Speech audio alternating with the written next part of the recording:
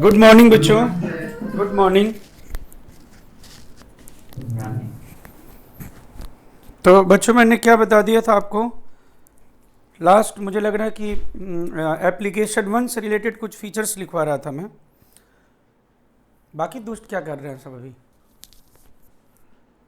तो मैंने आपको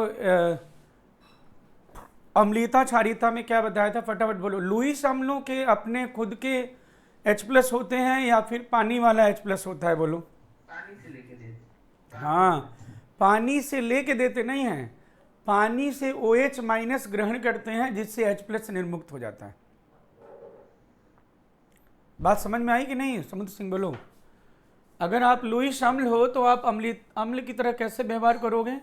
आप पानी से OH- ग्रहण करके और क्या निर्मुक्त करोगे? H+। हाँ हाँ हाँ। Yes sir.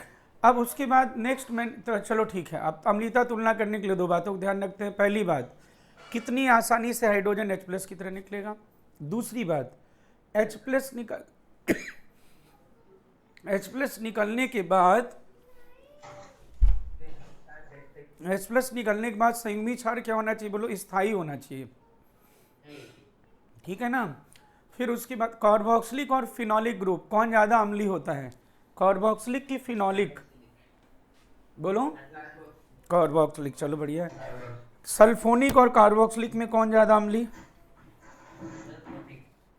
सल्फोनिक, ठीक है। अब उसके बाद मैंने बताया था इलेक्ट्रॉन खींचने वाले कारक अम्लीयता को और दान करने वाले घटाते हैं। राहुल, हाँ, -R - किस स्थिति पे हो तो अम्लीयता ज़्यादा बढ़ेगी? ऑर्थो पैरा पे। और +R HC वाले किस स्थिति पे हो तो अम्लीयता ज़्यादा घट जाएगी? ऑर्थो पैरा पे, ठीक है जी। अब इसमें मैंने बताया था आपको फॉर्मिक और नहीं, एक चीज़ और बताओ मुझे, दिए हुए आवर्त में नहीं, अगर अनुनाद वाले कारक समान हो जाएं तो हम अंतः अणुक हाइड्रोजन बंध के आधार पे देखते हैं, और अंतः अणुक हाइड्रोजन बंध अम्लीयता को घटाता भी है और बढ़ाता भी है, दोनों कर सकता है। तो चलो मुझे बताओ, ऑर्थो नाइट्रोफिनॉल और पैरा नाइट्रोफिनॉल, ऑर्थो नाइट्रोफिनॉल और पैरा नाइट्रोफिनॉल में क्यों ऑर्थो नहीं, पूरा मैं क्वेश्चन ऐसा पूछ रहा हूं, क्यों ऑर्थो नाइट्रोफिनॉल की अम्लीयता कम होती है?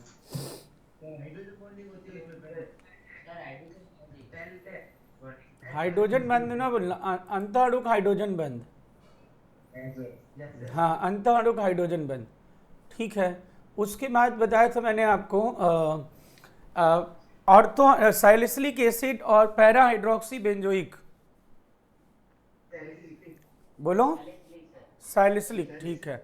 सैलिसिलिक की संरचना सरिता बोलो का क्या होगा? सैलिसिलिक अम्ल की संरचना, बेंजीन रिंग पे कार्बोक्सिलिक ग्रुप लगा दो और ऑर्थो पे OH लगा दो। सबको याद रहेगा ना ये तो? ठीक है। उसके बाद नेक्स्ट मैंने बताया था आपको कई आयनन नियतांक हो तो अम्लीयता की तुलना प्रथम आयनन नियतांक से की जाएगी। फिर मैंने मैलेक और फ्यूमेरिक, किसकी अम्लीयता ज़्यादा होती है? मैलेक। मैलेक की संरचना स्पेस में बनाया जाए, चलो जहाँ भी हो बैठे बैठे स्पेस में बनाओ। C डबल बॉन्ड COH दोनों एक तरफ, और H मतलब ये सिस वाला है, हाँ, ठीक है ना। और फिर मैंने बताया था आपको फ्यूमेरिक जो है C डबल बॉन्ड और दोनों COH क्या होंगे बोलो? हाँ, ट्रांस में होंगे और हाइड्रोजन भी ट्रांस में होंगे। तो फ्यूमेरिक, किसकी अम्लीयता अधिक होती है? मैलिक की फ्यूमेरिक? हाँ, मैलिक, चलो ठीक है जी। उसके बाद नेक्स्ट बताया था मैंने आपको फॉर्मिक और बेंजोइक में कौन ज़्यादा अम्लीय होता है?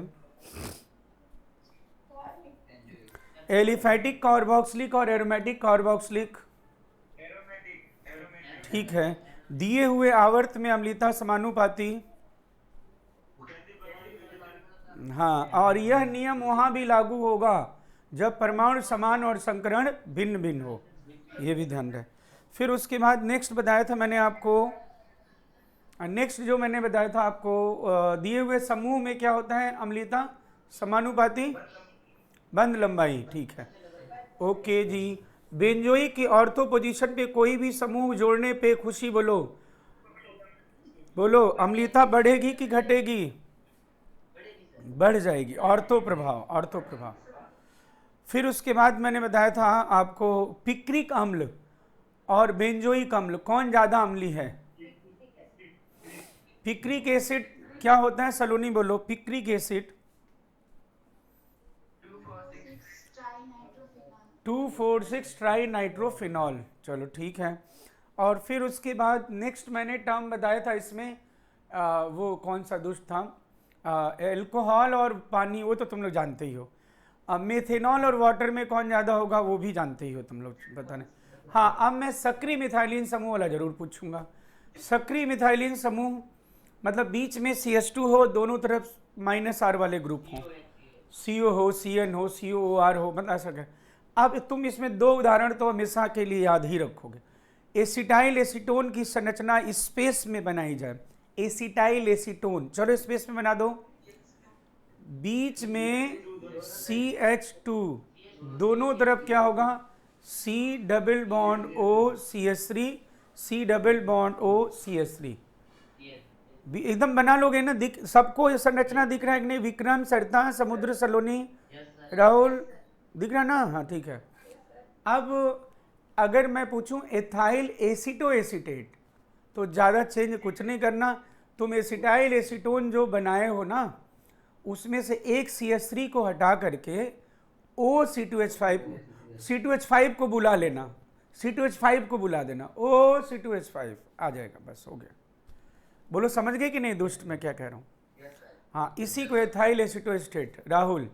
अब उसके बाद नेक्स्ट मैंने टर्म बताया था शायद बेसिसिटी वाला, लोन पेयर का आसानी से उपलब्ध होना देखते हैं बस इसमें, और संयुग्मी अम्ल स्थायी होना चाहिए। तो गुआनिडीन प्रबल क्षार है ना, गुआनिडीन की संरचना स्पेस में बनाई जाए, हाँ हाँ, C डबल बॉन्ड NH2, हाँ। तो उसके बाद नेक्स्ट बताया था आपको मैंने, दान करने वाले क्षारीयता बढ़ाएंगे, इलेक्ट्रॉन खींचने वाले घटाएंगे, त्रिविम बाधा के कारण से अगर अनुनाद बाधित हो जाता है तो क्षारीयता बढ़ जाती है। फिर दिए आवर्त में क्षारीयता व्युत्क्रमानुपाती केंद्रीय परमाणु की विद्युत दृढ़ता, यही ना, और परमाणु समान संकरण भिन्न भिन्न हो तो भी यही नियम लागू होगा। एक ही परमाणु जिसके पास लोन पेयर की संख्या बढ़ने के साथ साथ क्षारीयता बढ़ती है, बोलो हाँ बढ़ेगी। फिर उसके बाद मैंने आपको बताया था जो महत्वपूर्ण बात है, 3 बातें हैं। एनिलीन के ऑर्थो पे कोई भी समूह लगाएंगे तो क्षारीयता घटेगी, इसे ऑर्थो प्रभाव कहते हैं। एक चीज और मैं बोलूंगा, PH3 और H2S के जो लोन पेयर हैं वो क्यों दुर्बल क्षार हैं? उनके जो लोन पेयर हैं वो P कक्षक में है कि शुद्ध S कक्षक में है, बोलो। और S कक्षक उप सहसंयोजी बंध नहीं बना पाता है, इसीलिए क्या हो जाता है बोलो, क्षारीयता कम होती है। ये इंपॉर्टेंट बात है। उसके बाद नेक्स्ट मैंने बताया था कि एमाइंस की क्षारीयता जलीय माध्यम में 3 कारक हैं, कौन कौन है भाई? +I है, H बॉन्डिंग है, त्रिविम बाधा है। तो हे बच्चों मुझे बताओ ये तीनों कारक ऑप्टिमम रूप से, समुचित रूप से किस में उपस्थित हैं? द्वितीय। तो जीत गया भाई, जीत गया, द्वितीय के माइन जीत गया, द्वितीय के माइन जीत गया है।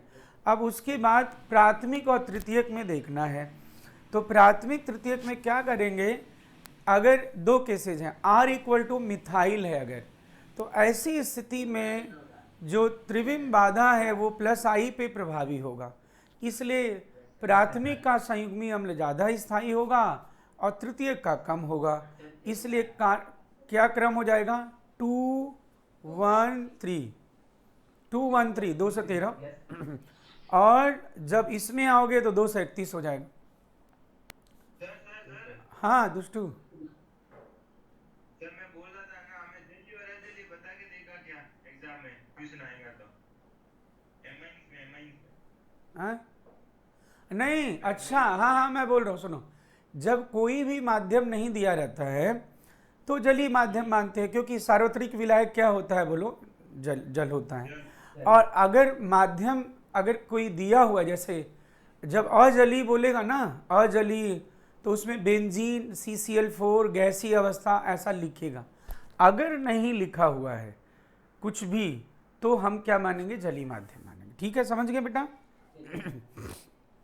चलो अब एक मैंने बताया था गैसीय अवस्था में तो हाइड्रोजन बंध खत्म हो जाएगा। हाइड्रोजन बंध खत्म हो जाएगा तो किसकी भूमिका समाप्त हो जाएगी, त्रिविम बाधा क्या करेगा,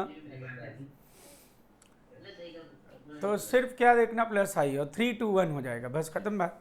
अब हम आगे थे इसमें दुष्ट प्रियम्बल प्रतीपन तो बहुत थोड़ा सा बताया था, उसका कोई खास औचित्य नहीं है यहाँ पे जिक्र करना।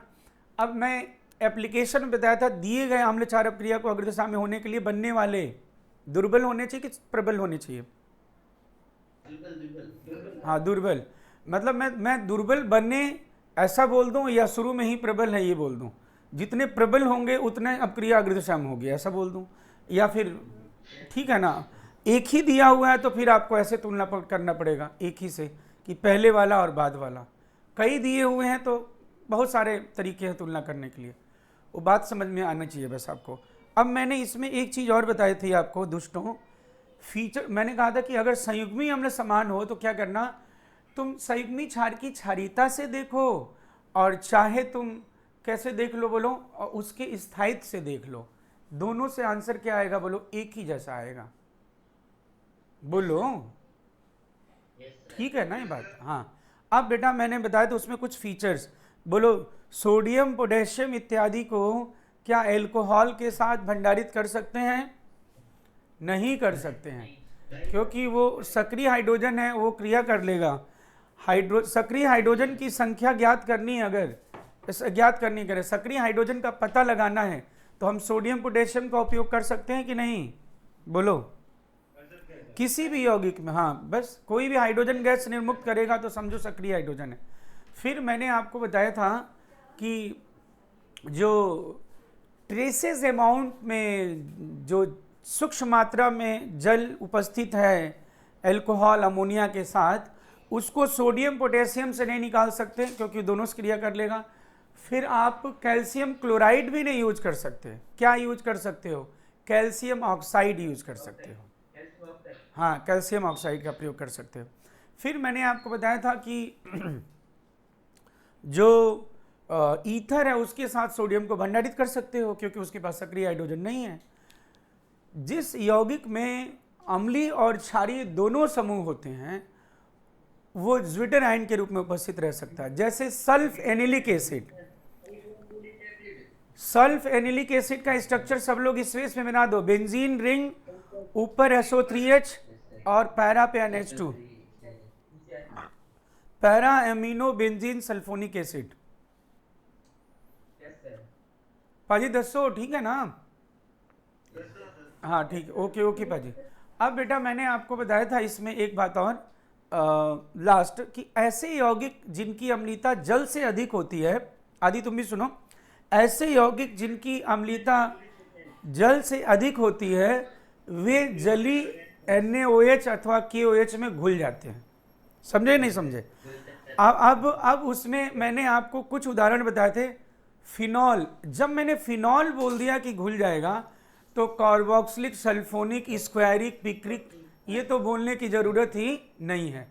फिनॉल पे कोई भी ग्रुप जोड़ दूं तो कम से कम वो पानी से तो ज़्यादा अम्लीय होगा ही होगा, ये ध्यान रखें। हाँ जो नहीं घुलते, शीर्ष एल्काइन है ना, शीर्ष एल्काइन या फिर आंतरिक एल्काइन, हाइड्रोकार्बन, ईथर, एमाइंस, ये सब नहीं घुलते हैं। अब मैंने उसमें प्राइम घुलने वाले में एक और दो लिखा था, वो ज़्यादा महत्वपूर्ण है, प्राइमरी नाइट्रोएल्केन, सेकेंडरी नाइट्रोएल्केन और सक्रिय मिथाइलिन समूह वाले। लिखा था कि नहीं लिखा था? बोलिए। हाँ लिखा होगा। उसमें एक और ऐड अगर आप कर लें तो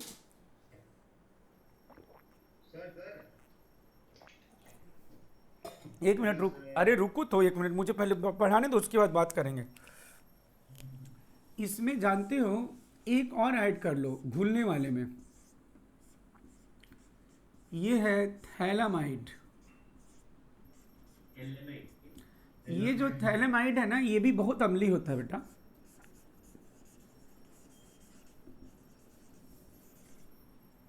अब तो अम्लीय साफ साफ दिख रहा होगा बच्चों तुम लोगों को। अब तो अम्लीय बोलेंगे तो कोई तुम लोग जान जाओ। H+ हटाएंगे, संयुग्मी क्षार को स्थायी बनाएंगे। बोलो हाँ। तो अब इसमें तुम्हें साफ साफ पता चलोगे कि संयुग्मी क्षार तो स्थायी है ही नहीं इसमें। बोलो, मैं 1 मिनट जरा इंक भर लूं तो सब लोग समझ रहे हैं ना बात। बोलो दुष्ट। हाँ। अब बेटा अब मैं चाहता हूं एक प्रश्न मैं पूछना चाहता हूं। चलिए लिखिए, इनमें से कुल कितने यौगिक, इनमें से, हाँ लिखो ना, तो मैं बोल रहा हूं ना, फिर लिखो। इनमें से कुल कितने यौगिक जलीय NaOH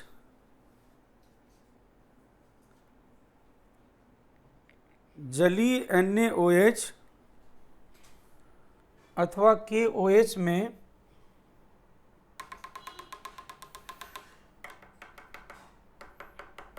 जलीय NaOH अथवा KOH में डिसॉल्व हो जाए, घुल जाएंगे। जलीय NaOH अथवा KOH में घुल जाएंगे। और ये मैं आपको ऑप्शन आपके सामने लिख देता हूं, ठीक है।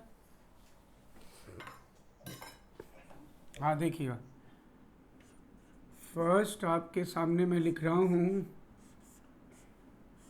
Alpha naphthol. नेफ्थलीन तो जानते ही थे तुम लोग। Yes sir.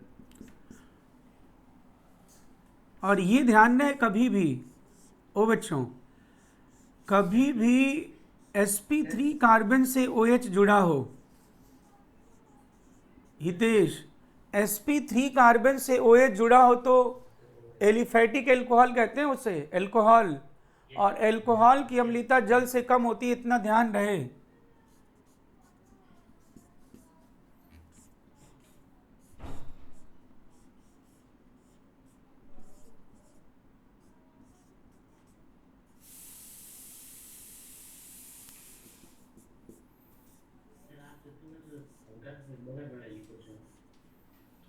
अच्छा साफ नहीं दिख रहा बेटा?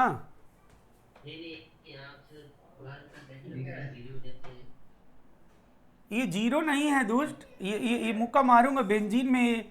ये तुम्हें पता नहीं चलना चाहिए ना इतना तो। Yes sir. चल रहा है। अब तो तुम्हें पता चलना चाहिए कि बेंज सर ने जीरो नहीं बनाया है, वो गोल गोल घूम रहा है, वो इलेक्ट्रॉनिक करंट है, वो पाई वाला। हाँ ये बात सही है कि इसमें थोड़ा बड़ा लिखना चाहिए मुझे, क्योंकि नए स्टूडेंट रहेंगे तो उनको नहीं पता चलेगा। तुम लोग तो जान रहे हो ना।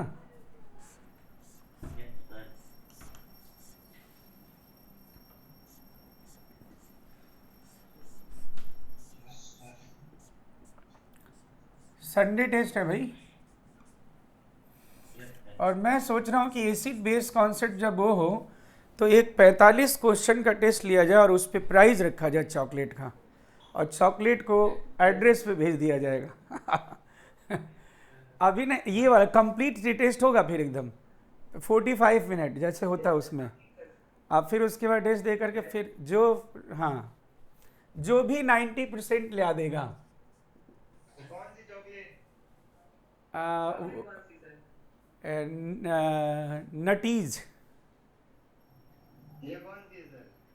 वो तुम देख लेना, सर्च करके नटीज देख लेना।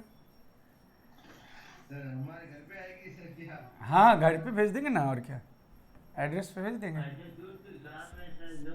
वो उसमें भी पोस्ट चला जाता बेटा, वो है ना ऑल इंडिया वाला, भारत पोस्टल, जहाँ जो जो जो कुरियर वाले भी नहीं ले जाते वो ले जाते हैं, पता है कि नहीं तुम्हें? सर सर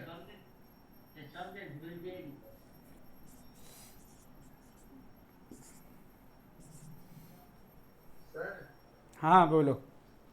चॉकलेट वाला ये संडे हुए है क्या? ना अभी तो ये ख़त्म होने दो, तब थोड़ा जल्दी लिख लो बेटा प्लीज़, जल्दी जल्दी लिखो, जल्दी जल्दी लिखो।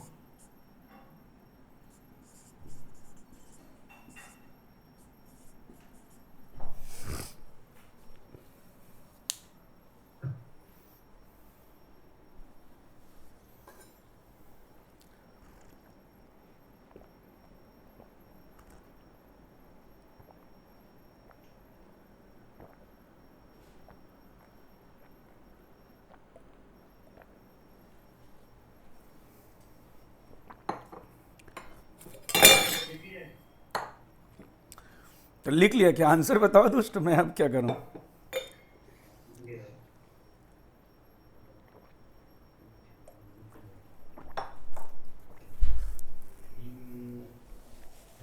जल्दी से आंसर बताओ।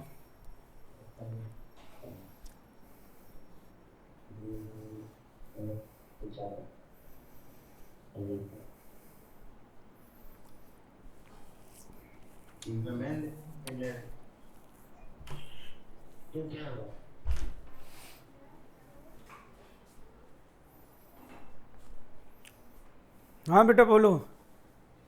आधी ये रख के आ जान बेटा, ये रख के आ जाओ। ये लीजिए, इतने छुओ, हाथ गंदा हो जाएगा आपका। ये भी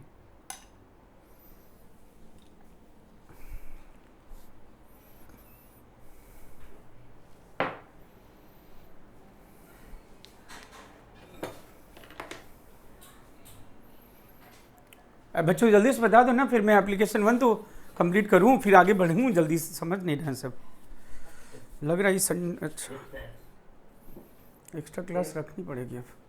हाँ बताओ मुझे। अच्छा अरे हाँ, वो तो क्लास होती है उसमें। चलो हाँ, इधर भी हो जाएगी, इसमें भी तो। अब बताओ बेटा, फर्स्ट हितेश बताओ, फर्स्ट घुल जाएगा कि नहीं घुल जाएगा? पानी से ज़्यादा अम्ली कि कम अम्ली? ठीक है जी।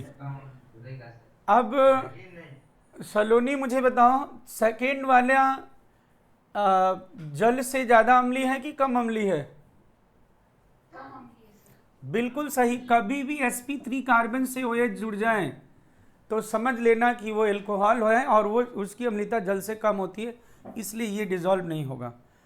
ये बताओ, फिनोलिक ग्रुप कहीं भी लगा हो, बेंजीन रिंग पे एरोमेटिक पे OH है ना, उस पर कोई भी ग्रुप लगा दोगे तो समझ लो ये नाइट्रो है। अल्फा हाइड्रोजन है कि नहीं है? है, देखो हाइड्रोजन है यहाँ पे। प्राथमिक और द्वितीयक नाइट्रो एल्केन जिसके पास अल्फा हाइड्रोजन होता है वो घुल जाते हैं, हाँ तृतीयक नहीं घुलता है। ये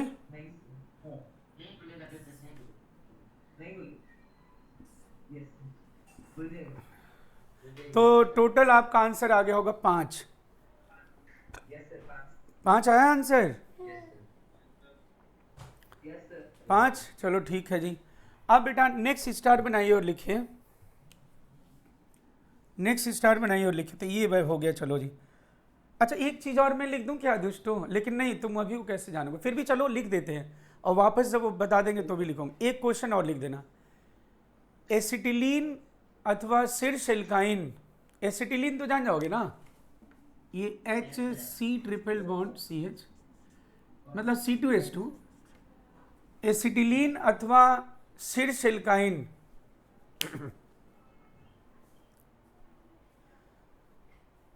इनमें से किसके साथ अपक्रिया नहीं करेंगे? इनमें से किस अभिकर्मक के साथ अपक्रिया नहीं करेंगे?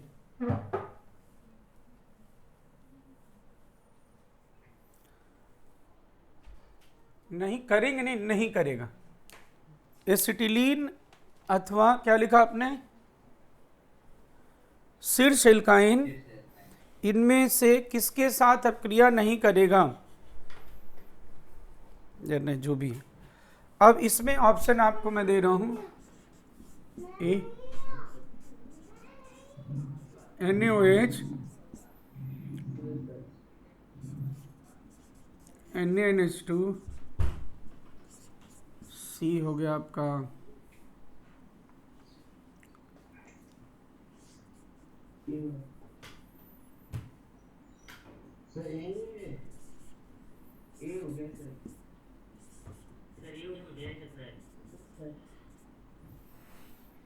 हाँ। आप जानते हो बाकी रिएक्शन अभी नहीं जानते हो तुम, ये 2 जो लिख दिया।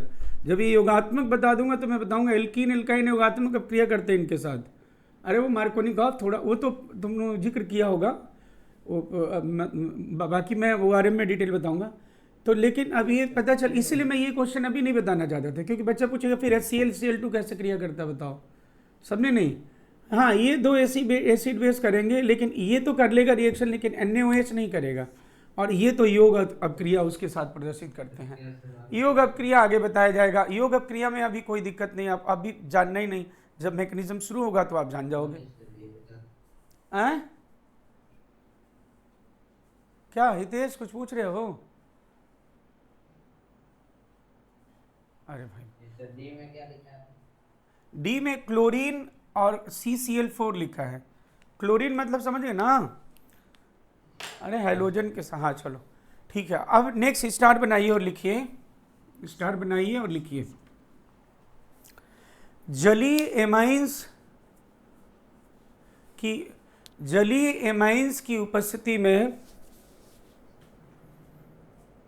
जलीय एमाइंस की उपस्थिति में कुछ धातु केटायन हाइड्रोक्साइड के रूप में अवक्षेपित हो जाते हैं। जलीय एमाइंस की उपस्थिति में कुछ धातु केटायन, कुछ धातु केटायन, मेटल केटायन, फिर से बोल रहा हूं, जलीय एमाइंस की उपस्थिति में कुछ धातु केटायन, कुछ धातु केटायन हाइड्रोक्साइड के रूप में अवक्षेपित हो जाते हैं। हाइड्रोक्साइड के रूप में अवक्षेपित हो जाते हैं। ये बैठ हाइड्रोक्साइड के रूप में अवक्षेपित हो जाते हैं। नहीं सुना है तो बच्चों ये कैसे हो जाएगा, देखिए जरा सर, ध्यान से देखो इधर बच्चों, ओ बच्चों। हाँ, ये तुम्हारे NCERT का है क्वेश्चन, RBSC में भी है, दोनों में है। देखो जरा, NCERT प्लस RBSC दोनों। हे बच्चों, जलीय माध्यम में ये देखो RnH2 है ना, कोई जरूरी नहीं प्राथमिक एमाइन हो, चाहे द्वितीयक हो, चाहे प्राथमिक हो, चाहे तृतीयक हो, कोई भी एमाइंस की बात हो रही है। अगर इसे जलीय माध्यम में रखोगे तो सलोनी तुम बताओ, ये जो एमाइंस हैं ये लुईस अम्ल हैं कि लुईस क्षार हैं? लुईस क्षार हैं, ठीक है। अब तुम्हें पता ही है लुईस वालों का काम क्या है। वो लुईस क्षार पानी में जा करके क्या एक्सेप्ट करते हैं? H+, हाँ, प्रोटॉन एक्सेप्ट कर लेते हैं। और प्रोटॉन एक्सेप्ट करने के बाद ये देखो RNH3+ और ये OH-, ये देखो ये बन गया। यानी आपको पता चल गया कि ये क्या फ्री किया। जलीय माध्यम में एमाइंस पानी से क्या एक्सेप्ट करते हैं, क्या एक्सेप्ट कर लेते हैं बोलो? पानी का H+ ले लेते हैं, हाँ H+, और OH- प्रोड्यूस करते हैं। और ये OH- अब क्या होगा, जैसे मान लो मैंने रखा Fe+3, Fe+3 लिखूं या FeCl3 लिखूं, एक ही बात है।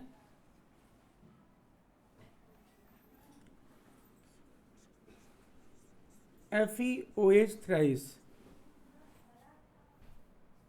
ये होता है ब्राउन प्रेसिपिटेट, ब्राउन प्रेसिपिटेट ऐसा लिखा रहेगा या कहीं लिखा रहेगा आपका, जाओ Fe2O3.3H2O, ऐसा मतलब हाइड्रेटेड फेरिक ऑक्साइड। अरे जंग नहीं देखा, जंग जैसे लग जाता। और अगर मैंने यहाँ पे Al+3 लिख दिया, ये Fe+3 कोई जरूरी नहीं है, मैं ऐसा लिख सकता हूँ FeCl3 लिखूं, चलेगा ना? हाँ, OH- आ करके क्या बेटा कुछ बोला क्या हितेश? Al+3 दिख रहा है कि नहीं महेंद्र? हाँ, अब ये बन जाएगा AlOH थ्राइस। ये होता है gelatinous white precipitate, gelatinous white precipitate, रूई जैसा समझ लो, या जिलेटिन वो होते हैं ना, वो गूंद समझ लो, गूंद नहीं पानी में वो भिगो के वो दूध में पीते हैं, या फिर वो लड्डू बनाते हैं जो गूंद गूंद, हाँ हाँ वैसा जिलेटिनस वाइट प्रेसिपिटेट। और अगर यहाँ पे मैंने Cr+3 रख दिया तो ये बनेगा क्रोमिक हाइड्रोक्साइड जो कि ग्रीन प्रेसिपिटेट होगा, ग्रीन प्रेसिपिटेट। और अगर मैंने यहाँ पे रख दिया Zn+2 मतलब ZnCl2, ZnCl2 Cr+3 मतलब समझ रहे हो ना तुम, Cl3 लिख दूं या AlCl3 केटन, हाँ ये बन जाएगा जिंक हाइड्रोक्साइड जो कि वाइट प्रेसिपिटेट है, पेंट जैसा। वाइट पेंट जानते हो ना, अरे पेंट दीवार पे पेंट जो करते हैं, हाँ वाइट प्रेसिपिटेट, क्योंकि दो वाइट है ना, देखो ये जिलेटिनस वाइट बोला और इसको क्या बोला मैंने, वाइट प्रेसिपिटेट ऐसा बोल दिया, वाइट ही बोल देता है जनरली, तो ये बन जाएगा ऐसा। देखो तो अगर तुम्हारे जो एनसीईआरटी और आरबीएससी में है केवल ये वाला है, ये वाला दिया हुआ है, ये एनसीईआरटी और आरबीएससी दोनों में, और ये इसमें पूछा जाता है, ये दिया हुआ है कि एक्वस एमाइंस की उपस्थिति में फेरिक क्लोराइड लाल भूरा अवक्षेप देता है। तो तुम क्या बताओगे भाई कि जलीय माध्यम में एमाइंस जल से H+ ग्रहण कर OH- उत्पन्न करते हैं जो कि Fe+3 से क्रिया करके फेरिक हाइड्रोक्साइड बनाता है जो कि भूरे रंग का होता है। अब इसमें अगला जो प्रश्न जोड़ दिया जाता है वो ये कि इनमें से कौन है जो NaOH में घुल जाएगा। तो NaOH में कौन घुल जाएगा, तो बोलो NaOH में कौन घुलेगा, बताओ मुझे, जो क्षारीय होगा या जो उभयधर्मी होगा। हाँ उभयधर्मी हो या फिर अम्लीय हो, दो ही बात हो सकती है ना। अम्लीय तो हो नहीं सकता क्योंकि सारे धातु के ऑक्साइड हैं, धातु का ऑक्साइड तो क्षारीय होते हैं। लेकिन अब इसमें उभयधर्मी कौन है ये जानना है, तो आपको जो उभयधर्मी होगा ना वो NaOH में घुल जाएगा, डिजॉल्व हो जाएगा। तो अब मेरी बात सुनना, एक तुम लोगों को याद रखना है कि कौन कौन हाइड्रोक्साइड या ऑक्साइड क्या होते हैं, बोलो उभयधर्मी होते हैं, कौन कौन से ऑक्साइड। तो ये तुम क्या करना याद रखना, ऐसा जनाबे आली ने गाया, सुना होगा तुम लोगों ने, जनाबे आली ने गाया बेकार पंजाबी सॉन्ग, बेकार पंजाबी सॉन्ग। क्या लिखा मैंने, जनाबे आली ने गाया बेकार पंजाबी सॉन्ग, और आज सब भिखारी इंदौर गए, ये है जी। इनके ऑक्साइड हाइड्रोक्साइड, अरे यार याद रखने के लिए, इनके ऑक्साइड और हाइड्रोक्साइड, ऑक्साइड और हाइड्रोक्साइड उभयधर्मी होते हैं, हाइड्रोक्साइड उभयधर्मी होते हैं, उभयधर्मी होते हैं, ठीक है ना। बाकी सब तो आप बोलो इसमें से कौन है जो NaOH में घुल जाएगा, एल्युमिनियम, क्रोमियम, जिंक सब घुल जाएंगे। लेकिन अगर मैं बोलूं FeOS राइस, क्यों नहीं, क्योंकि ये कैसा है बोलो, FeOS राइस कैसा है बोलो, बेसिक है। क्या हुआ यार, क्या कह रहे हो, क्या कह रहे हो, हाँ बेटा भाई,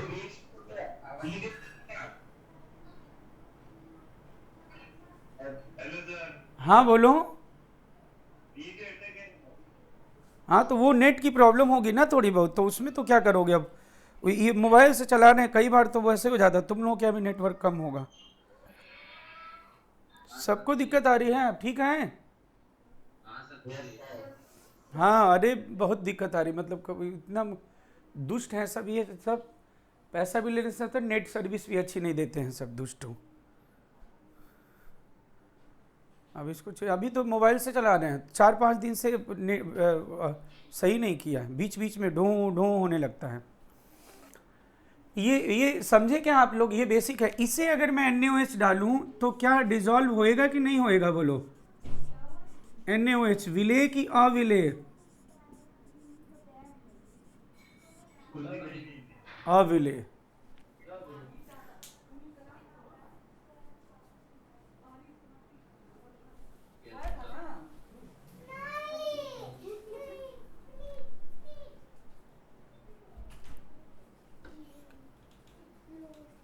क्या? हाँ बताओ भाई। सही को एक में कितना है सर? पूरा बताना। हाँ पूरा लिखो। हम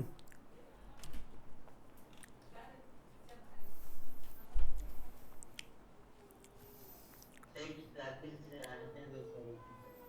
मैं हट रहा हूँ, 1 मिनट रुक जाओ बस, 1 मिनट बस, 1 मिनट।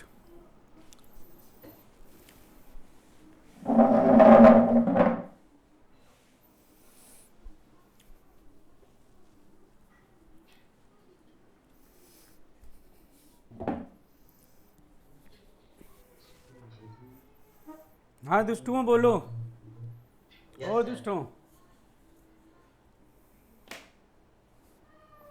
साइक्लोऑक्टाटेट्राइन डाइएनाइन।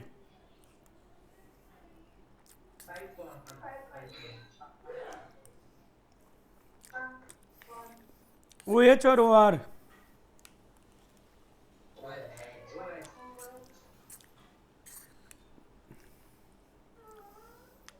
क्लोरा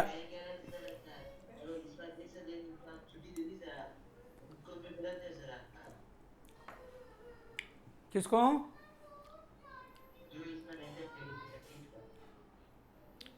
नीट का जो दे रहे हैं पेपर, उनको बस आज बुलाएंगे बस, आज बस। अब बाकी भी दो उसमें बाकी घर पे पढ़ेंगे ना। 13 तारीख को तो पेपर है। एक बच्चे को कोऑर्डिनेशन और DF मेटलर्जी के क्वेश्चन जेई मेन के पुराने पूछने हैं बस, वही मतलब 2 बच्चे हैं तो वो बस उनको वो करेंगे। बाकी तो सब अब घर पे पढ़ रहे हैं। अब 2 दिन रह गए ना बस। हाँ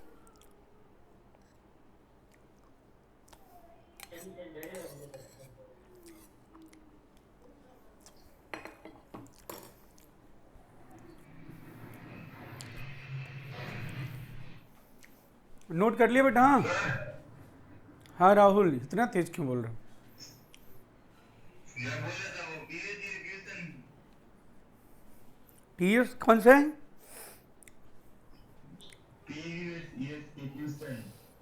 प्रीवियस ईयर के क्वेश्चन इस वीक नहीं भेजूंगा, अगले वीक भेजूंगा।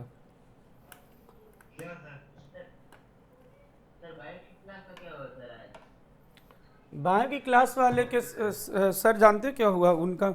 अभी वो जहाँ से क्लास मतलब लेंगे तो उन घर पे अभी वो सेटिंग नहीं है बोर्ड वाली उनकी, तो आज तो मतलब बोर्ड वोर्ड लेके आएंगे तो मंडे से ही हो पाएगा मुझे लग रहा है।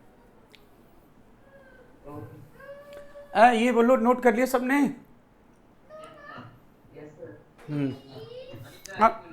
अब मैं ये क्वेश्चन आंसर में लिखवाऊँ क्या कि जलीय एमाइंस की उपस्थिति में FeCl3 ऐसा बोलूँ क्वेश्चन आंसर?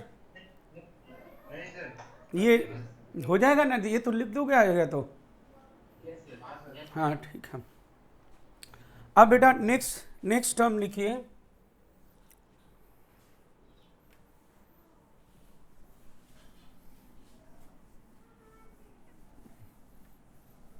बाइकार्बोनेट परीक्षण। अब एप्लीकेशन 2 लिखना। अब इसमें एप्लीकेशन 2 लिखना।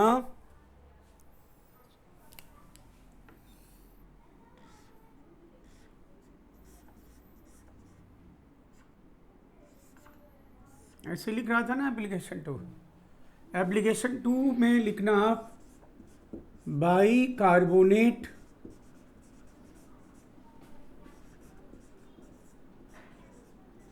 परीक्षण। तो बाइकार्बोनेट परीक्षण में लिखिए ऐसे यौगिक जिनकी अम्लीयता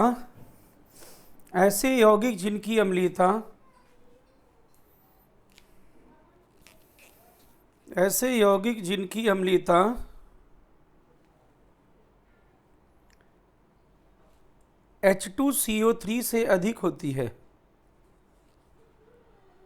ऐसे यौगिक जिनकी अम्लता H2CO3 से अधिक होती है वे बाइकार्बोनेट के साथ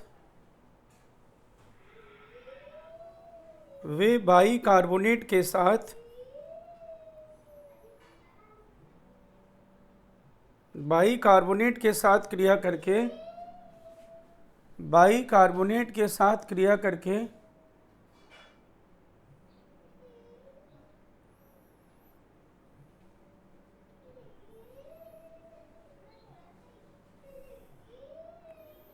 CO2 गैस निर्मुक्त करते हैं। बाइकार्बोनेट के साथ क्रिया करके क्या दोस्तों? CO2 गैस निर्मुक्त करते हैं तथा लवण एवं जल का निर्माण करते हैं।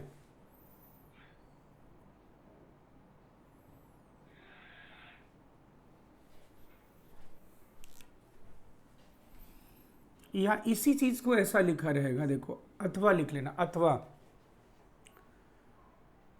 ऐसे यौगिक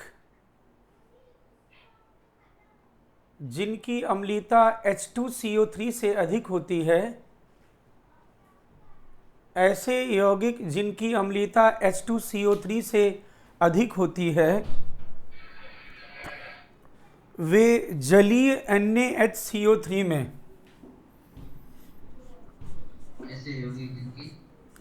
ऐसे यौगिक जिनकी अम्लता H2CO3 से अधिक होती है वे जलीय NaHCO3 में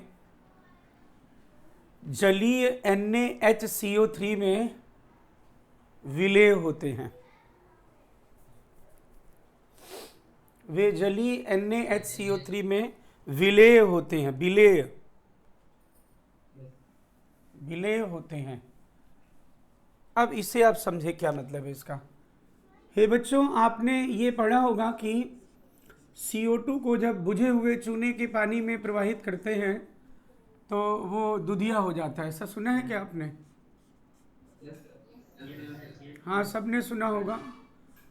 और ये जो मैं लिख रहा हूँ ये है आपका सोडियम बाइकार्बोनेट, ये हो गया आपका सोडियम बाइकार्बोनेट, ठीक है ना। अब सोडियम बाइकार्बोनेट जो भी यहाँ पे यौगिक रखोगे, सोडियम बाइकार्बोनेट आपको लग रहा है ना कि एक जो है क्षार की तरह और अम्ल दोनों की तरह व्यवहार कर सकता है, क्योंकि प्रोटॉन भी दे सकता है और यहाँ पे देखो O- है तो H+ भी ले सकता है। तो ऑब्वियसली पहले ये H+, तो ये H+ ले लेगा और H+ लेने के बाद ये बन जाएगा आपका R, ये तो बाद में बनाऊंगा, पहले ये क्या बन जाएगा देखो, HOC⋯OH। इसे मैं H2CO3 है ना, इसी को कहते हैं कार्बोनिक अम्ल। क्या कहते हैं भाई? Carbonic acid. क्या भाई बोलो? यस सर, कहाँ बोलने की बात हो रही है? कार्बोनिक एसिड बोलो, कार्बोनिक एसिड बोलने की बात कह रहा हूँ। और बन गया RCONA+। वो दिख रहा है कि लास्ट में लिखा है जो? नहीं,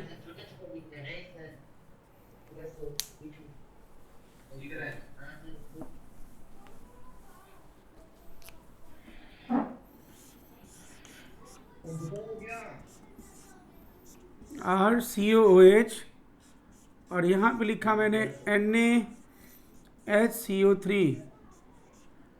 HCO3 यहाँ से क्या ले लेगा बोलो? H+। ये है आपका सोडियम बाइकार्बोनेट, सोडियम बाइकार्बोनेट। और इससे अब क्या बनेगा दोस्तों? देखो इधर, अब देख लेना, नहीं दांत तोड़ दूंगा। OH C⋯OH और ये बन गया आपका RNA+। अब H2CO3 आपने सुना है क्या? कार्बोनिक अम्ल। Yes, sir. कार्बोनिक अम्ल एक ऐसा अम्ल है जिसे कमरे के साधारण ताप पर पृथक्कृत नहीं किया जा सकता। कमरे के साधारण ताप पे क्या नहीं कर सकते बोलो, पृथक्कृत नहीं कर सकते आप इसे। ये तुरंत टूट जाता है। अरे ये क्या है मैं बताऊं आपको, वो कोल्ड ड्रिंक पीते हो तो गले में चींची होता है इधर। हाँ, वो किसकी वजह से होता है, वो H2CO3 की वजह से होता है। और उसी कोल्ड ड्रिंक को आप ठंडा गर्म कर दो, बॉयल कर दो, आप बॉयल करने के बाद ठंडा कर लो, अब फिर पियो तो क्या फिर यहाँ गले में चींची होगा क्या बोलो, नहीं होगा, क्योंकि सारा H2CO3 टूट टूट के किस में निकल जाएगा बोलो, H2CO2 में। तो H2CO3 एक ऐसा अम्ल है जो तुरंत ही टूट जाता है। किस में टूट जाता है बोलो, H2O और प्लस क्या बन जाएगा, CO2, ऐसा बन जाएगा। बस अब ये CO2 निर्मुक्त हो गया, देख लो। तो अब ये CO2 जो आया है, अब आपको यहाँ पे एक बात ध्यान रखना है, यहाँ पे अब मैं जो लिखने जा रहा हूँ कि एक कार्बन पे, अभी ये कैसे बन गया मैं बताना चाहता हूँ। एक कार्बन पे जब 2 OH रहते हैं,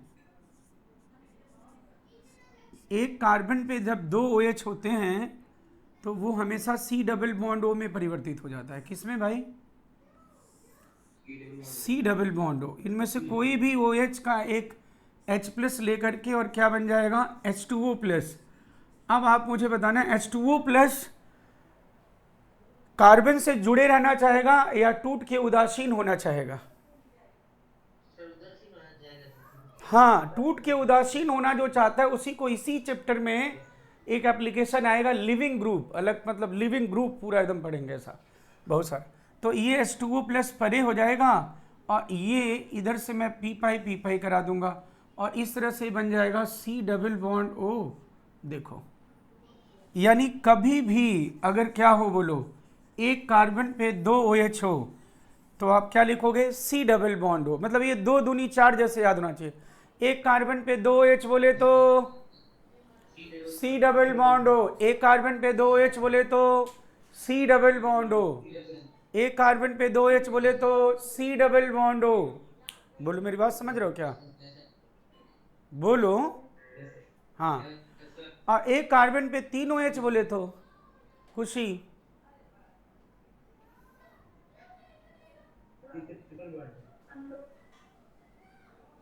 तो सोच लो।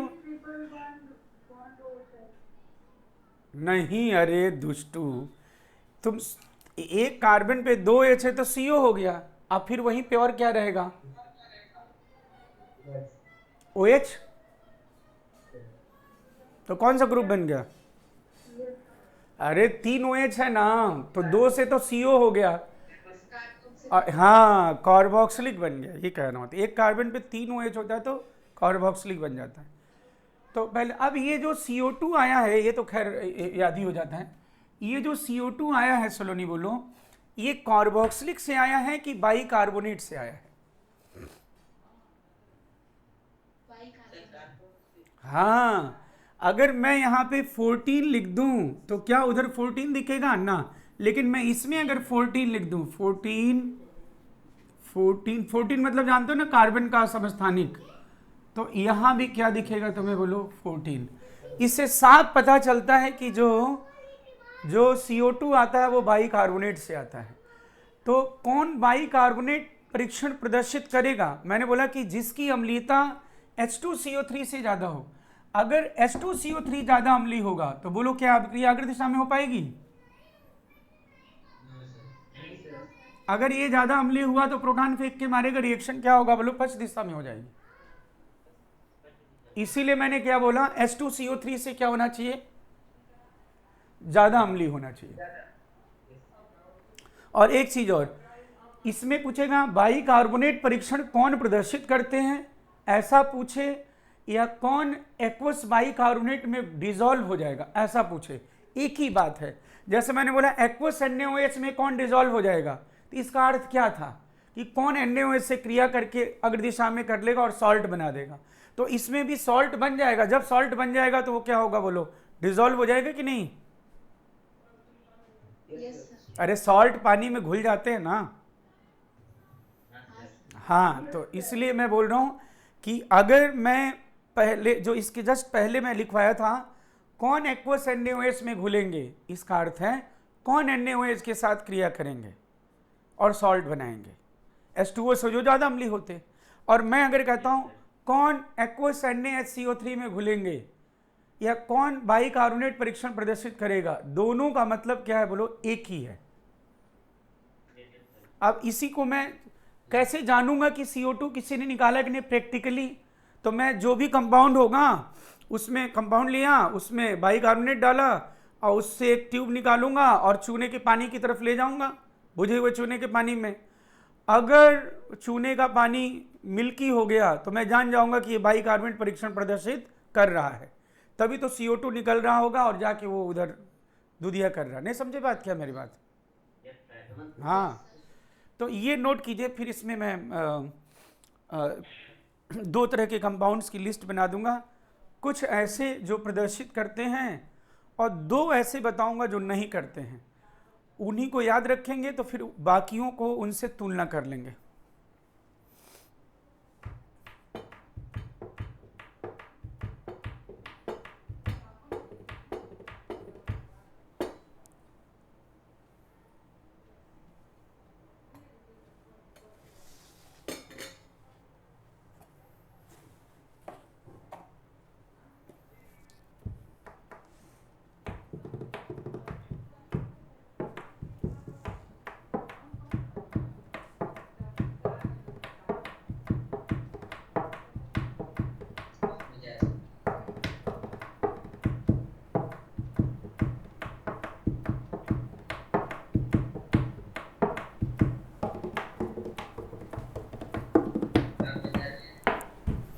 हाँ दुष्ट बोलो। गाना अभी पहले चैप्टर खत्म होगा तब मैं मुक्का मारूंगा। तो बच्चों ये नोट कर लिया क्या, बहुत महत्वपूर्ण है ये। अब इसके मैं फीचर्स बता देता हूँ पाजी। इंपॉर्टेंट फीचर्स बोलूं बेटा?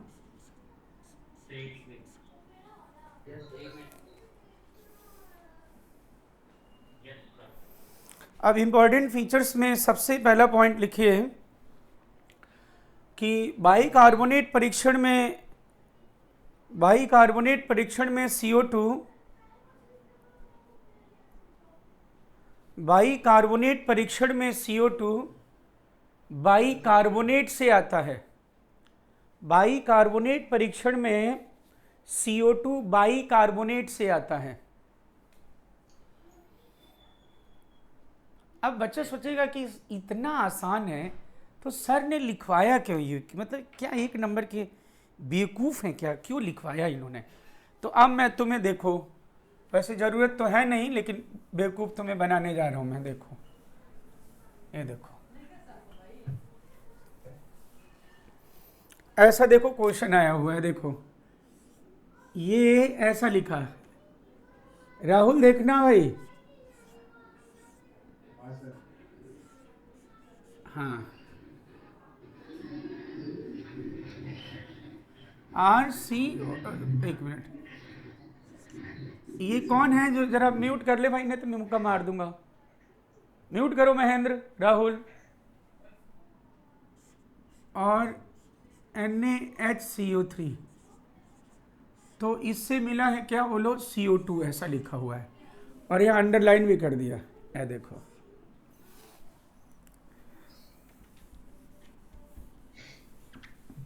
और फिर अब कह रहा है कि RSO2OH और NaHCO3, तो क्या,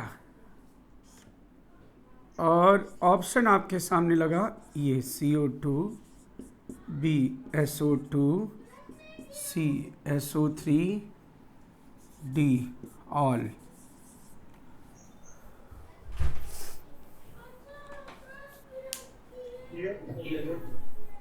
हाँ बोलो भाई।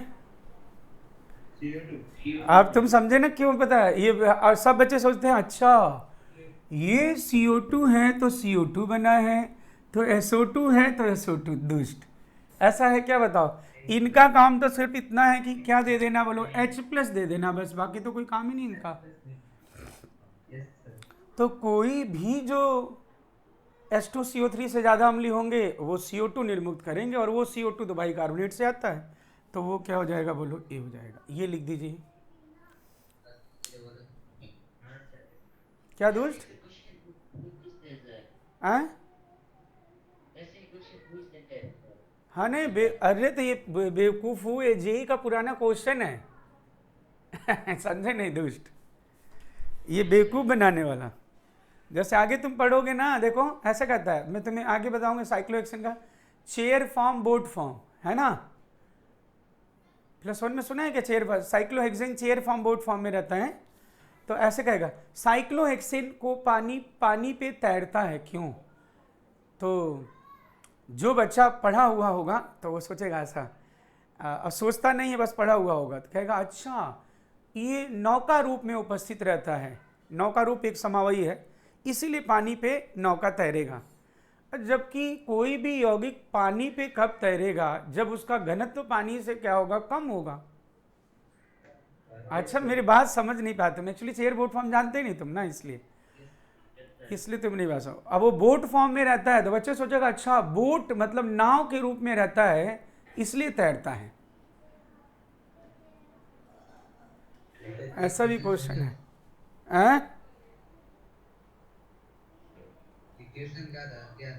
नहीं कोई बात नहीं, वो समयावता में आएगा बेटा, मैंने गलती से बोल दिया, वो समयावता चैप्टर में आएगा। अभी ये समझ गए कि नहीं, ये वाला बता दो। हाँ बस बस ये समझ गए ना? अरे हे ईश्वर, ये क्या समझाऊं तुम्हें, तुम एक नंबर के हो क्या जी? ये HCO3 माइनस यहाँ से H+ ले लेगा तो क्या बनेगा बताओ, H2CO3, और वो टूट के CO2 देगा। यहाँ क्या SO2 निकलेगा क्या? HCO3 माइनस यहाँ से H+ ले लेगा तो CO2 यहाँ भी बनेगा, कि SO2 बनाओगे बोलो? नहीं सर। तो ये पूछ रहा है कि इसमें CO2 बन रहा है, तो कहीं बच्चा ये ना सोचे कि CO2 की वजह से CO2 वो बन रहा है। क्या इस CO2 की वजह से वो CO2 बना है, या फिर वो बाइकार्बोनेट वाले से CO2 आया है? हाँ बस, तो यही पूछ रहा था कि बच्चा ऐसा ना सोचे CO2 है तो CO2 मतलब ऐसा हो गया, चिड़िया उड़, कबूतर उड़, गौरैया उड़, कुर्सी उड़। अरे नहीं समझे, CO2 है तो CO2, तो SO2 है तो SO2, ऐसा बच्चा सोच लेगा, नहीं समझे, इसलिए दिया। हितेश नहीं समझे अभी भी क्या तुम?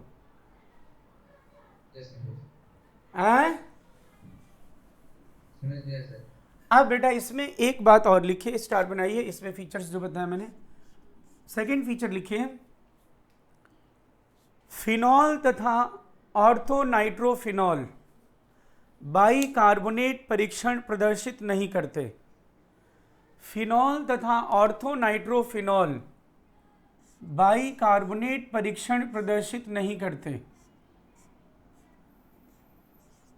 फिनॉल तथा ऑर्थोनाइट्रोफिनॉल बाइकार्बोनेट परीक्षण प्रदर्शित नहीं करते, क्योंकि इनकी अम्लीयता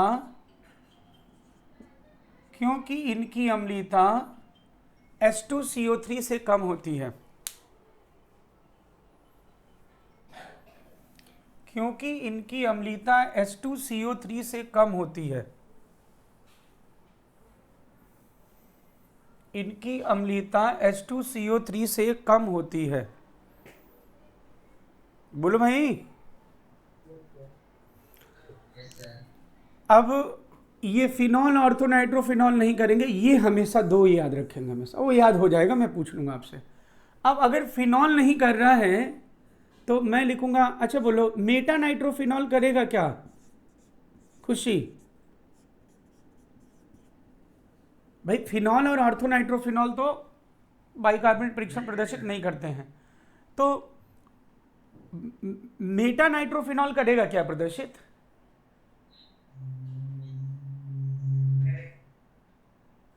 अरे एक नंबर के हो क्या।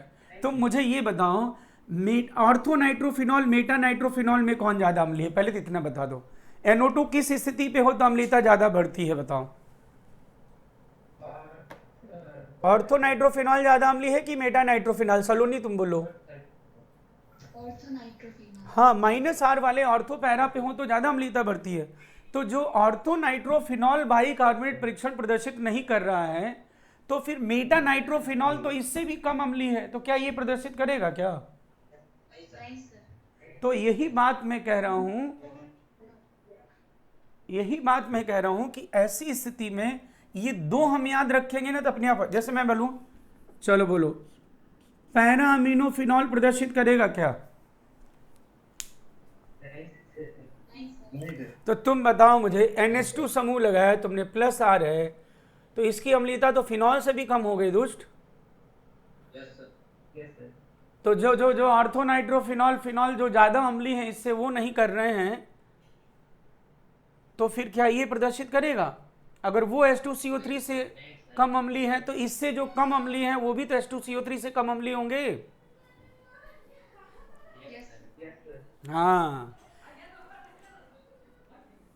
तो ये आप एक दो एग्जाम्पल याद रखेंगे और ये बड़े आसानी से याद हो जाता है। जैसे साइक्लोऑक्टाटेट्राइन कैसा है, समतली की असमतली? अरे पहले मैं बोल रहा हूं वो तो बताओ, साइक्लोऑक्टाटेट्राइन समतली की असमतली? इसमें किसी को सोचने की भी जरूरत है क्या? नहीं है, क्योंकि आप रोज पूछ लो ऐसे आप याद हो जाता है, खत्म बात, 2 दूनी 4, बस ऐसे ही याद हो जाएगा ये। और फिर ये याद रहेगा तो फिर बाकियों कोई भी पूछेगा तो उससे तुलना कर लोगे। तो ये लिख दीजिएगा, नहीं प्रदर्शित करते हैं। चलो एक बात हुई। दूसरी बात मैं लिख रहा हूं, निम्न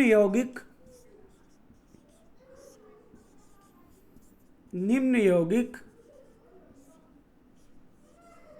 बाइकार्बोनेट परीक्षण प्रदर्शित करते हैं।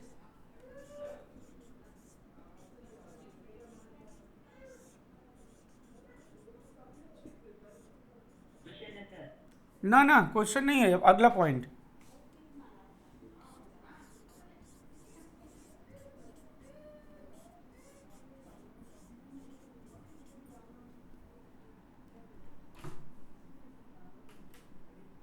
क्या हुआ जी, तुम्हारे हो गया? नहीं, वो करंट लग गया था उसको। किससे? वो वहीं पे ऐसे बना हुआ है, वहाँ पे वो ट्रक का व्हील है, उसमें डाल दिया, वो ऑन था, उसको करंट लग गया। बाप रे।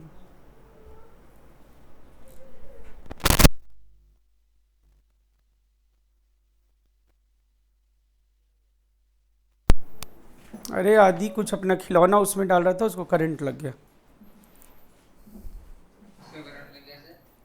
अरे आदि को भाई, वो अपना खिलौना कोई उधर कर रहा होगा ना, चार्ज करने वाला आज करा था ये, फिर तुम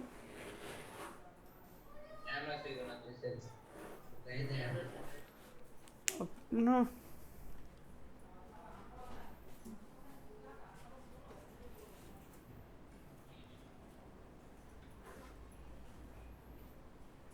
एक मिनट सुनो, कैमरा सही करना इन सब।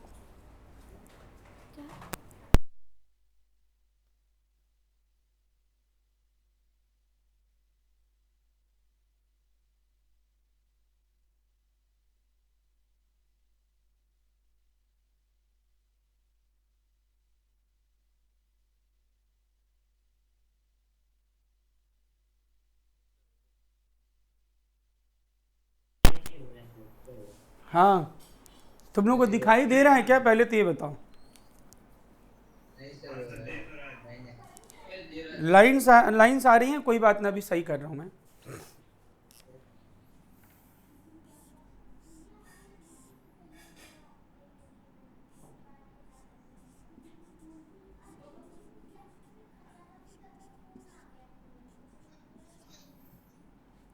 ये जितने भी हैं पिक्रिक एसिड और ये सभी प्रदर्शित करेंगे। पिक्रिक एसिड बार बार लिखने की जरूरत नहीं, स्ट्रक्चर तो ये स्क्वेरिक एसिड है। अरे भाई ये मैंने आपको लिखवाया है वहां पे लिखवाया जहां पे एक्वस NaOH में डिजोल्व होने वाला बात लिखवाया। हाँ, स्क्वेरिक एसिड तो जानते हो आप लोग। और पैरानाइट्रोफिनॉल, पैरानाइट्रोफिनॉल कोई ज़रूरी नहीं है, यहाँ पे कोई भी -R वाला ग्रुप हो सकता है, CN भी हो सकता है, CO भी हो सकता है। तो ये सभी बाइकार्बोनेट परीक्षण प्रदर्शित करेंगे। बोलो बाजी। Yes sir. हाँ, अब बेटा अब इसमें नेक्स्ट मैं एक प्रश्न पूछ लेता हूं आपसे। बोलूं, इनमें से कौन सा यौगिक सर पैरानाइट्रोफिनॉल ऑर्थोनाइट्रोफिनॉल से कम होगा। पैरानाइट्रोफिनॉल ऑर्थोनाइट्रोफिनॉल से क्या होगा?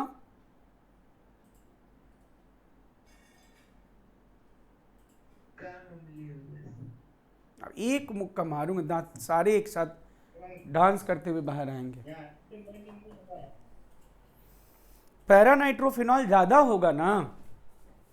सर दोनों -R करते हैं, फिर प्रेरणिक प्रभाव से देखते हैं, सेम कट तो प्रेरणिक माइनस। पहले प्रेरणिक देखते हैं कि रोज मैं यही रिवाइज कराता हूँ। पहले प्रेरणिक देख लेते हो कि अंतःणुक हाइड्रोजन बंद देखते हो दोस्त? रोज ही तो आते ही पहले यही पूछता हूँ, ऑर्थोनाइट्रोफिनॉल पैरानाइट्रोफिनॉल कौन कम अम्लीय? तो ऑर्थोनाइट्रोफिनॉल कम अम्लीय। क्यों? तो OHNO2 में हाइड्रोजन बंद है। हाँ, याद आया ना? प्रेरणिक नहीं देखते, प्रेरणिक तो कम प्रभावी चीज है ना पहले। Yes sir. हाँ, अब ये हो गया। नहीं, अच्छा क्वेश्चन लिख रहे थे आप, इनमें से कौन सा यौगिक क्या लिखा? ये लिखे हैं सर। अच्छा, इनमें से कौन सा यौगिक जलीय NaHCO3 में विलेय है? इनमें से कौन सा यौगिक जलीय NaHCO3 में विलेय है? मैं बोलूं कौन सा यौगिक जलीय NaHCO3 में विलेय है, या मैं बोलूं कौन CO2 निर्मुक्त करेगा? बोलूं कौन बाइकार्बोनेट परीक्षण धनात्मक प्रदर्शित करेगा, कौन बाइकार्बोनेट परीक्षण प्रदर्शित करेगा? सबका मतलब क्या है? बोलो, एक ही है। अगर मैं धनात्मक बोल रहा हूं तो इसका मतलब प्रदर्शित करना। अगर मैं कहता कौन बाइकार्बोनेट परीक्षण ऋणात्मक प्रदर्शित करेगा, तो ऋणात्मक प्रदर्शित करना मतलब प्रदर्शित नहीं करेगा। जैसे हम बोलते हैं ना कि भाई शुगर का टेस्ट कराने गए थे या कोरोना कोई कराने टेस्ट गया था, कोरोना पॉजिटिव आया, कोरोना निगेटिव आया, होता है ना? बोलो। Yes sir. हाँ, तो ये हो जाएगा। चलो ठीक है जी। अब इसमें मैं ऑप्शन आपको देता हूं, देखिए ए है ऑप्शन आपका पैराक्रिसॉल, बी ऑप्शन आपका है बेंजाइल अल्कोहल, और सी ऑप्शन है आपका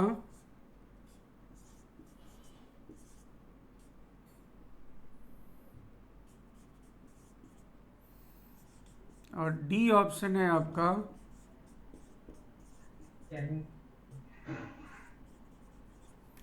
तो ये जान जाओगे, कोई दिक्कत है नहीं, ऐसे ही पता चल जाएगा। बोलो बच्चों, कोई दिक्कत नहीं इसमें? बोलो, ऐसा बाइकार्बोनेट ही पूछा जाता है। तो Chennai is right option. Paranitrophenol, या अगर नाइट्रो नहीं यहाँ पे CN होता तो भी वही होता, CO होता तो भी वही होता, -R वाला ग्रुप होना चाहिए।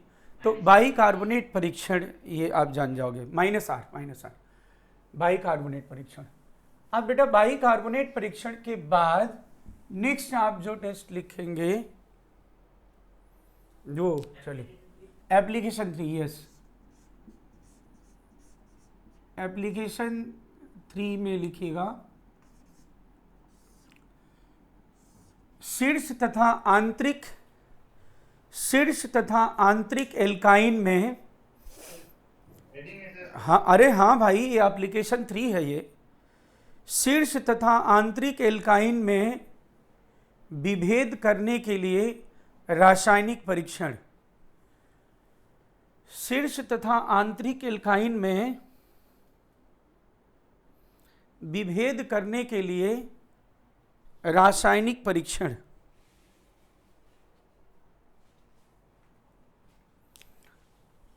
शीर्ष तथा आंतरिक एल्काइन में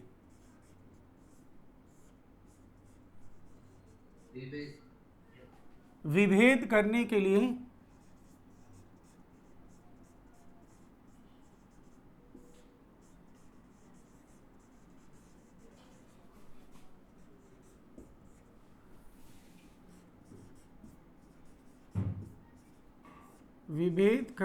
लिए रासायनिक परीक्षण। तो बच्चों ये बताओ मुझे, शीर्ष और आंतरिक पहले तो ये जानते हो ना सब लोग। शीर्ष एल्काइन मतलब ऐसा जिसमें sp कार्बन से सीधे जुड़ा हुआ हाइड्रोजन हो, जैसे HC triple bond CH acetylene है। जिसमें भी sp कार्बन से जुड़ा हुआ हाइड्रोजन हो उसे कौन सा एल्काइन कहते हैं भाई? ये मैंने कार्बन अम्ल में शायद बताया होगा आपको, शीर्ष एल्काइन कहते हैं। चलो अब इसके लिए अब बहुत सारे एजेंट, पहले मैं एक बताता हूँ। जैसे मैं यहाँ पे लिख रहा हूँ टॉलेंस रीजेंट। टॉलेंस रीजेंट क्या होता है? टॉलेंस तो साइंटिस्ट करने में, टॉलेंस रीजेंट होता है बेटा ammoniacal silver nitrate NH4OH plus AgNO3। ध्यान से सुनना, ठीक है? तब मैं यहाँ बताऊंगा। इसमें OH माइनस आकर के क्या ले जाएगा? यहाँ से H प्लस ले जाएगा। बेस का काम ही क्या है जानते ही हो? बेस का क्या काम? हाँ, H प्लस ग्रहण करना। तो ये हो गया RC triple bond C minus, और ये बन गया H2O। लेकिन बच्चों ये बात कुछ मुझे जम नहीं रही है, क्योंकि उधर तो पानी बना है और इधर है शीर्ष एल्काइन। कौन ज्यादा अम्लीय होता है? खुशी बताओ।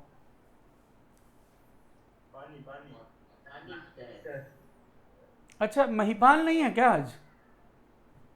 नहीं है सर। अच्छा, तो ये H2O ज़्यादा अम्लीय है तो वापस ये प्रोटॉन फेंक के मारेगा, रिएक्शन पश्चिम दिशा में हो जाएगी। यानी ये जो रिएक्शन है ये तो ऐसा होना चाहिए, ऐसा। लेकिन अब इसका एक गुण है, Ag प्लस क्या करेगा?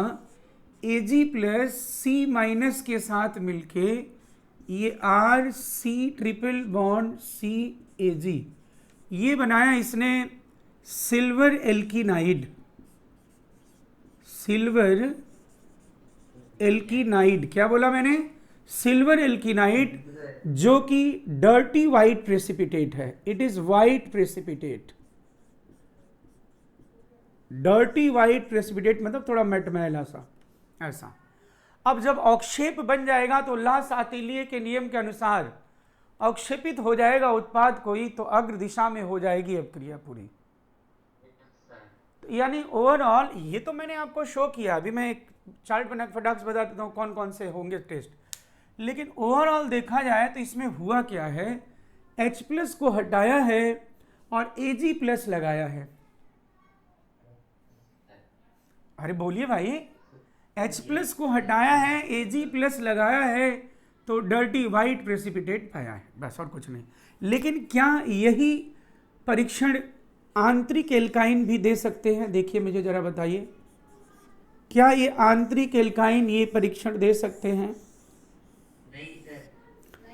नहीं दे सकते, क्योंकि इनके पास अम्लीय हाइड्रोजन नहीं है। तो ये पहले एक बार नोट कर लें, फिर मैं एक जगह चार्ट में ऐसा बता देता हूं। हेलो, कौन अम्लीय होते हैं बोलो? सरिता पता चल गया कि नहीं? विक्रम, खुशी, हितेश, ये दुष्ट महिपाल को क्या काम था भाई? समुद्र सिंह, सर उसका भी मैसेज है, क्या आया है? इसको कोई काम है, बस इसको कोई काम है इसलिए छोड़। अच्छा, पता नहीं सर क्या।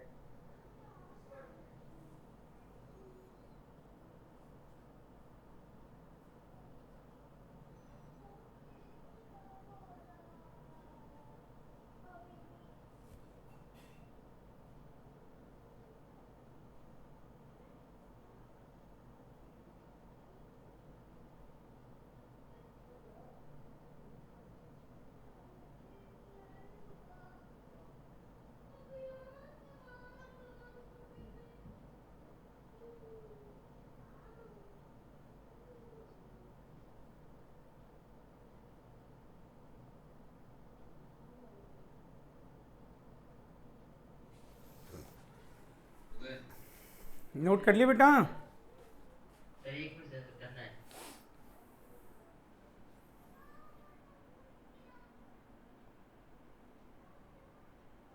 कर लिया सर। सब लोगों ने नोट कर लिया बेटा? बोल दीजिएगा। खुशी नोट कर लिया? आप बेटा इधर देखिएगा जरा, यही चीज़ मैं आपको एक चार्ट से ऐसे बता देता हूँ, कुछ करना नहीं इसमें, सिर्फ धातु के टायन से H+ हटा देना है और फिर आप अवक्षेप आ जाओगे। तो ये है शीर्ष एल्काइन। अब इसके लिए 4 परीक्षण हैं। पहला परीक्षण है टॉलेंस रीजेंट के साथ रिएक्शन कराएं। टॉलेंस रीजेंट जो अभी मैंने ऐसा आपको प्रदर्शित किया था, ठीक है ना, वो क्या होता है NH4OH plus AgNO3 ammoniacal silver nitrate, ऐसा लिखा रहेगा, या फिर सिंपल Ag2O लिखा रहेगा, या फिर लिखा रहेगा ऐसे संकुल के रूप में AgNH3 ट्वाइस ओवरऑल प्लस। दूसरा मैं लिख रहा हूं अमोनिकल क्यूप्रस क्लोराइड, मतलब ये कि NH4OH plus CuCl, NH4OH plus CuCl लिखूं या NH4OH प्लस Cu2Cl2 लिखूं, एक ही बात है कि नहीं राहुल? राहुल हाँ, एक ही बात है। ये क्यूप्रस क्लोराइड है भाई, Cu2 प्लस 2 लिखूं या Cu प्लस 1 लिखूं, एक ही बात है। और तीसरा अभिकर्मक है ammoniacal Aurus chloride NH4OH plus AuCl, और ये लिखा NaNH2 अथवा KNH2। अब कुछ नहीं करना भैया, देखो शीर्ष एल्काइन है, टॉलेंस रीजेंट है, H+ हटाएंगे, Hg लगाएंगे, डर्टी वाइट पाएंगे। ये तो वाइट लिख दिया था मैंने। H+ हटाएंगे, Cu+ लगाएंगे, कैसे पता चल गया ना, और इसमें फिर लाल भूरा अवक्षेप पाएंगे, लाल भूरा अवक्षेप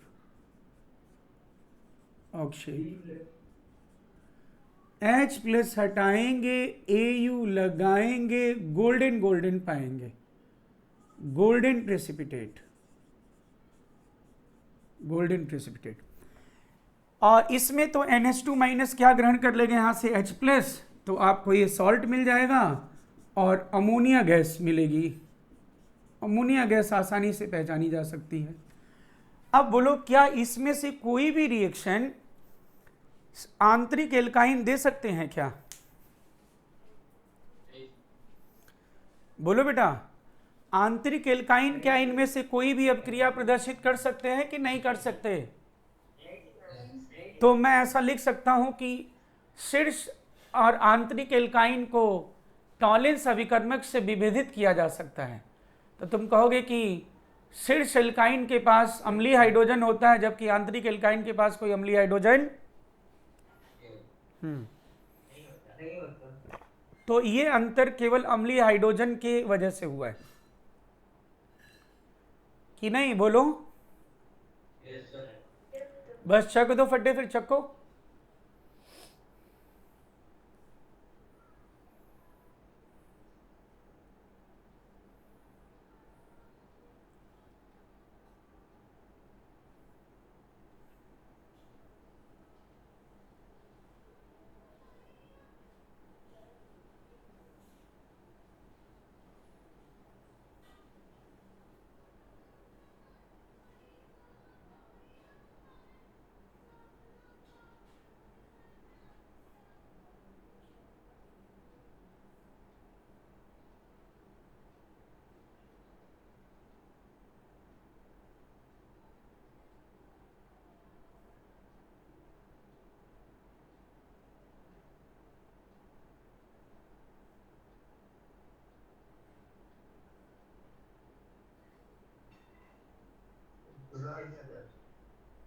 नोट कर लिए भाई?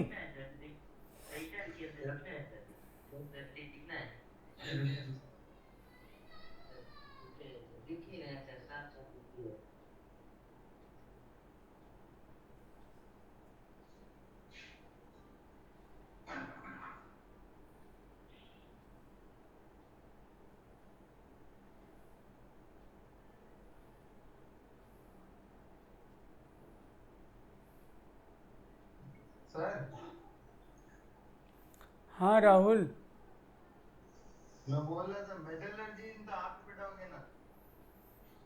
हाँ मेटलर्जी इनऑर्गेनिक ना, हाँ यस सर। इनऑर्गेनिक कह रहे हो ना? यस हाँ इनऑर्गेनिक, अभी वो डिसाइड कर लेते हैं अभी। जैसे हर दिन हो रहा है ना, तो डिसाइड कर ले रहे हैं उसमें। अब इनऑर्गेनिक भी शुरू कर दे रहा हूँ मैं। 2 दिन या 3 दिन वो चलेगा, 3 दिन ये चलेगा, इस तरह से कर लेते हैं ना। ऐसे करते आज अलग अलग संबंध। या फिर हाँ, ये या तो ऐसा हो जाएगा कि 1-1 घंटे कर लेते हैं, 45 मिनट ये 45 मिनट वो। अब बेटा मुझे बताओ, ये नोट कर लिया तो मैं एक प्रश्न लिखवाना चाहता हूँ, चलिए लिखिए। एक मिनट दुष्टू, 1 मिनट 1 मिनट। 45 मिनट वाला सकता है। 45 मिनट वाला कैसा है? अच्छा ऐसे कोर्स भी जल्दी खत्म होगा ऐसा होगा। हाँ, अब बेटा इसमें लिखिए एक हाइड्रोकार्बन जिसका अणुसूत्र, एक हाइड्रोकार्बन जिसका अणुसूत्र सर इसको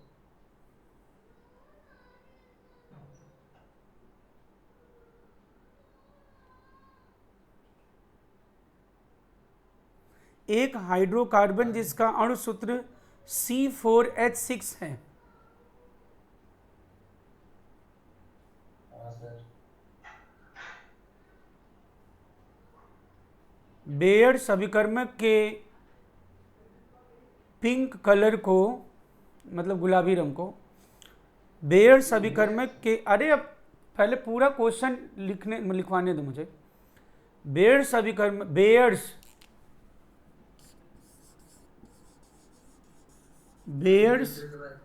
बेयर्स अभिकर्मक के गुलाबी रंग को रंगहीन कर देता है। बेयर्स अभिकर्मक के गुलाबी रंग को रंगहीन कर देता है तथा ब्रोमीन जल के,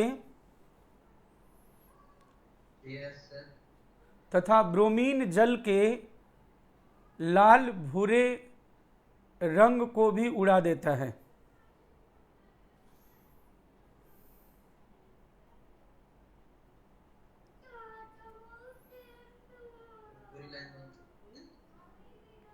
तथा ब्रोमीन जल के लाल भूरे रंग को भी उड़ा देता है। एक हाइड्रोकार्बन जिसका अणुसूत्र C4H6 है, बेयर्स अभिकर्मक के गुलाबी रंग को रंगहीन कर देता है तथा ब्रोमीन जल के लाल भूरे रंग को भी उड़ा देता है। लिख दिया इतना? अब लिखिएगा, यह अमोनिकल क्यूप्रस क्लोराइड के साथ, यह अमोनिकल क्यूप्रस क्लोराइड मतलब NH4OH प्लस CuCl, यह अमोनिकल क्यूप्रस क्लोराइड के साथ लाल भूरा अवक्षेप देता है।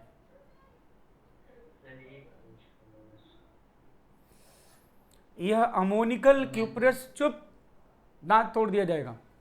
अमोनिकल क्यूप्रस क्लोराइड के साथ लाल भूरा अवक्षेप देता है। तो इस यौगिक की संरचना होगी, तो इस यौगिक की संरचना होगी, और ऑप्शन आपके सामने रहा इस प्रकार से।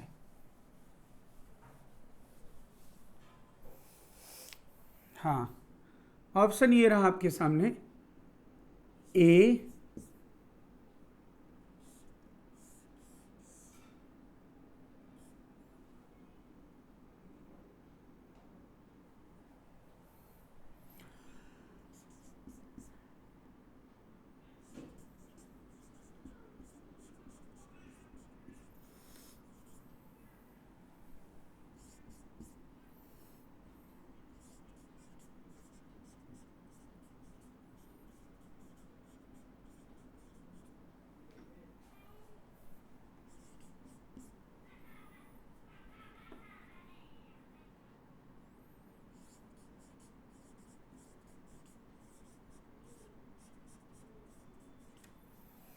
अब बताओ जो वो पंचायती की गई है कि बेयर्स अभिकर्मक ब्रोमीन वाटर, वो तो आगे आप जानोगे ही जब बताऊंगा तो, लेकिन क्या अभी आप वो नहीं जानते हो तो इस प्रश्न को सॉल्व नहीं कर पाओगे?